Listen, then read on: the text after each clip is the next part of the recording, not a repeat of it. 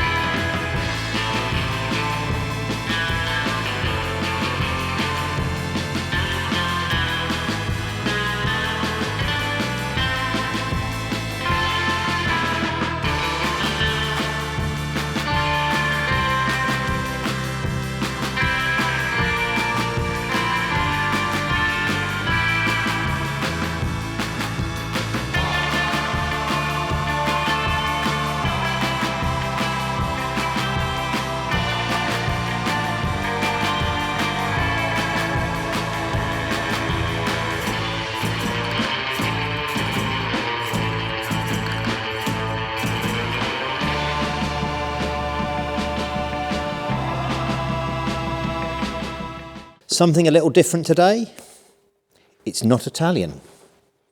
But that's not the only difference. If you watch the intro, you probably are starting to work it out. Or you might already know exactly what it is. But yeah, this is an amphibious car, an Amphicar. So yeah, it's a German project by a chap called Hans Tippler, who before the war in the 30s was developing an amphibious car as his sort of pet project. Now that was used by the military and I think developed into the Schwimmwagen, which was a Kübelwagen but amphibious version, which the German army used during the Second World War. I don't think he actually designed it. I've been told he did, but a little bit of research I did says it was more they took his ideas and developed them into that. So I don't know enough about that. But I do know a little bit about this because I've been looking after it for 20 years now. Hans decided that recreational vehicle for the Americans, thought, yeah, that'd be great, we'll sell loads of them, hence the American styling. You know, it's a little bit like a prop out of Greece, isn't it? You can see the pink ladies in it, couldn't you? Sunning themselves, actually, weren't they, on the beach? And then in this, anyway. So his other claim to fame was he was asked to make those gull-wing doors work on the Mercedes 300 SLs. So that's a extremely coveted car, and it wouldn't be if it wasn't for him making them doors work. So that's another thing he did. But yeah, DWM is the initials. I don't know what it stands for. My German's not very good. But anyway, that was the manufacturer, and then obviously Amphicar, the name. There was about 3,700 made, of which 90% went to America. So very few of these ended up in the UK and you know, or throughout the whole of the rest of the world for that matter. So yeah, nearly all went to America. The plan had been to sort of a production run of sort of tenfold of that, which, you know, didn't really come to fruition. So it was a 59 that came out. In 68, they shut the factory. Now, what killed it off was Ralph Nader again, responsible for many of these things. Unsafe at Any Speed, the book. Look him up. It's really interesting. And he did have a good point of what was going on. But, you know, he's sort of decried by many people for killing off the American automobile and all the chromes and fins and chrome and all that stuff and so on. But, you know, he had a good point. They were unsafe at any speed, these cars.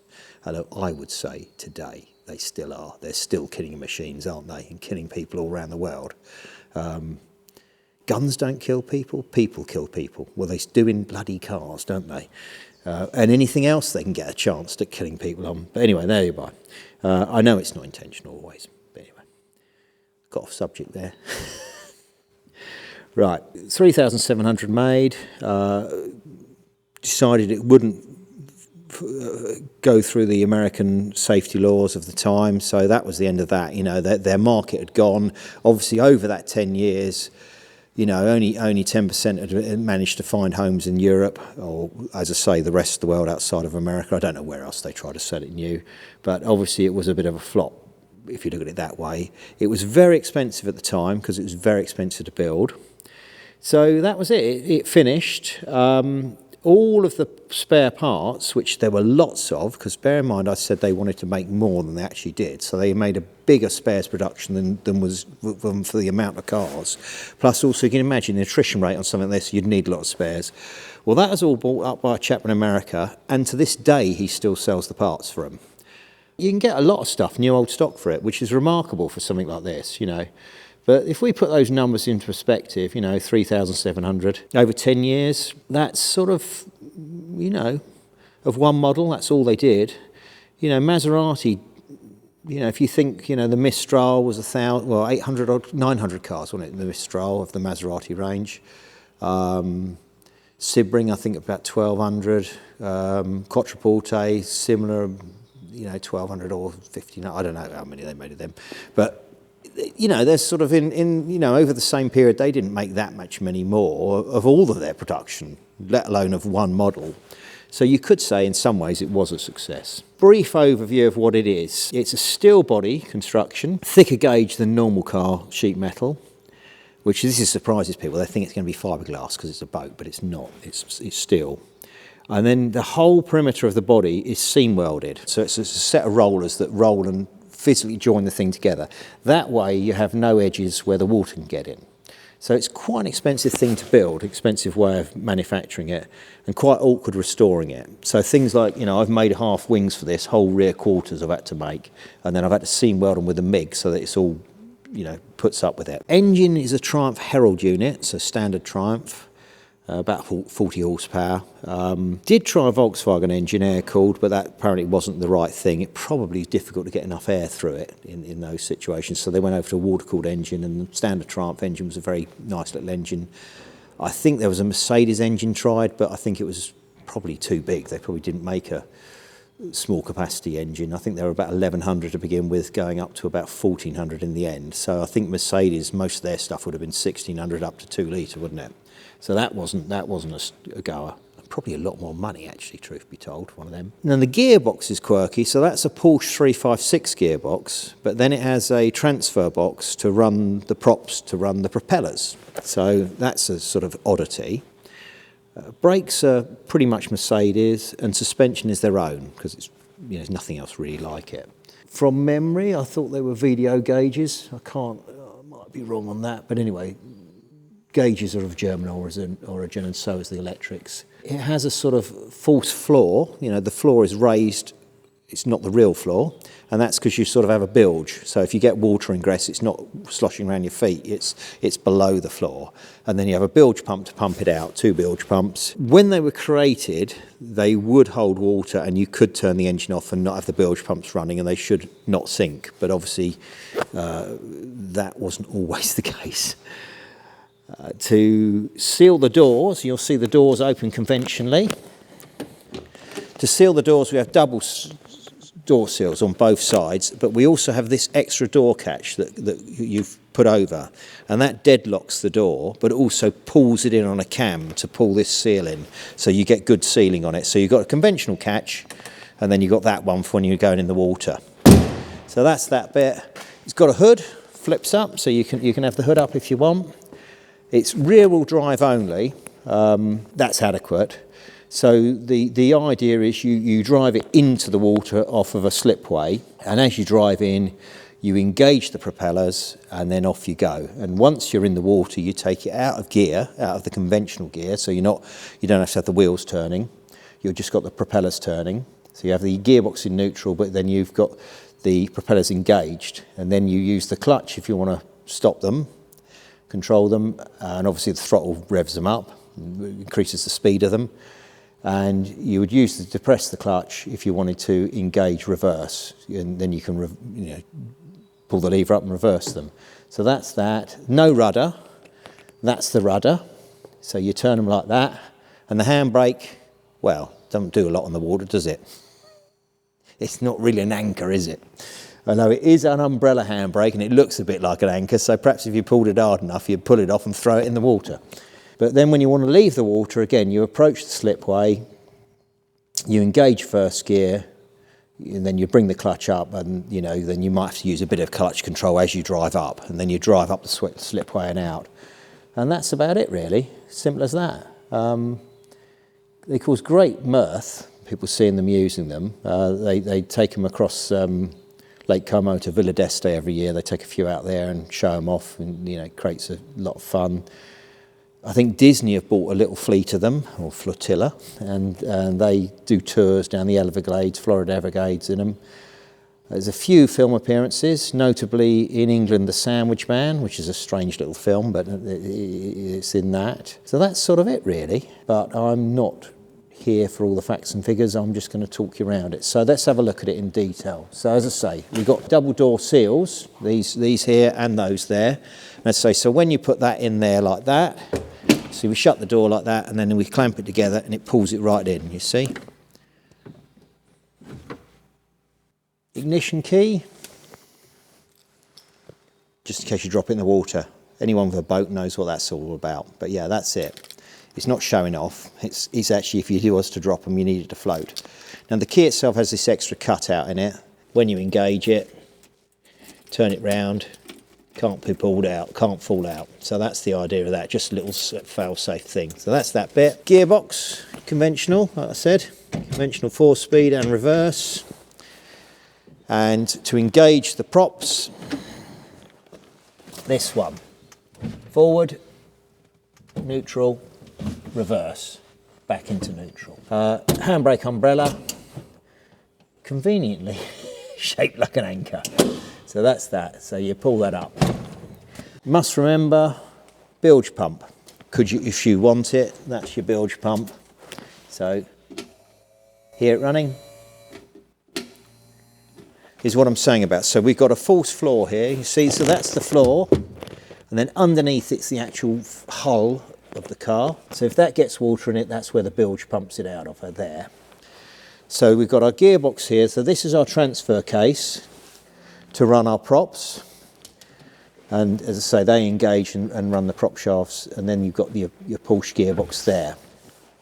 Now what is of note, what is worth looking at in there, is can we see these big rubber bits here? So that's where the drive shafts go out of the gearbox through here and into this bit, you see, and then they go outboard to the outsides of the wheels, and that fills up with water. This piece gets water into it, that gets water into it, and then you've got an oil seal stopping it getting into the gearbox. And these rubber mounts are because this is rubber mounted, isn't it? It has to move around. So these rubbers are to allow the articulation. Don't want a hole in them. There's your prop shafts, and you'll see we'll be greasing all this up later on when we do a film on servicing it. That's the seat belts, which we're not using at the minute because we've got the seat out to see it. So there's our transfer box, and then we can see the operation of it. So that is our gear input for changing gear for your Porsche 356 people. And that is to engage the power takeoff, like you'd have on a tractor, PTO type thing. So that engages this transfer box to then run those prop shafts. So that's that bit. Okay, and then if we go around the back of the car, we'll have a look, see what else we got. Right, so cooling. This is to let the air out of the engine bay. This is to let the air in, well, out of the radiator area, or perhaps in. I think maybe that goes in there and then comes out that way. But anyway, that's where the radiator is under there. Have a look at that in a minute. Exhaust is high up. Well, you don't want it submerged, do you? So that's why that's up there. And those are your bilges where your water comes out. And obviously you've got rubbing strips in case you bash against something. And then the water level actually comes up to about here, and then of course this rubbing strip in case you go up against anything when you're in the water. This is the edge I'm talking about. This is seam welded all the way around, all the way there, all the way along, all through here. I've made all this, all through here, down here, the whole length of the car, all the way round, all seam welded, the whole thing.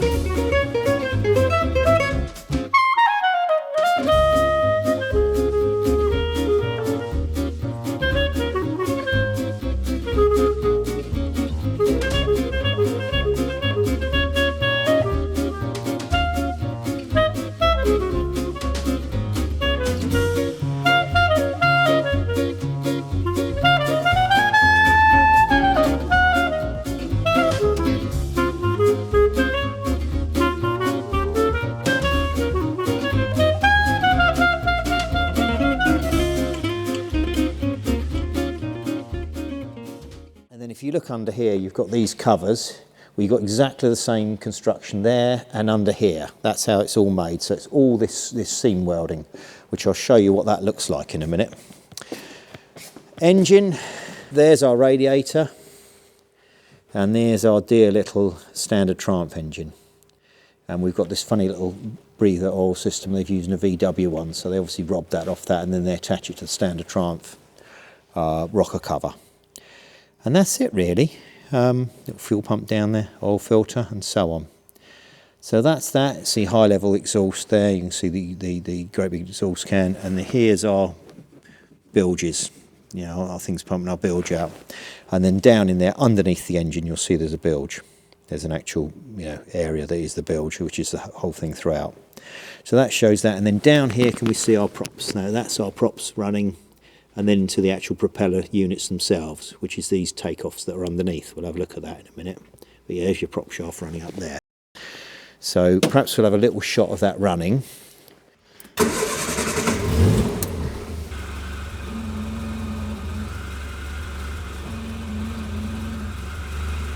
Okay, just like a rally car, we've got two coils here. Just in case it fails, you can quickly swap it over. You can lean over from the back there and swap that over in the water, should you have a problem.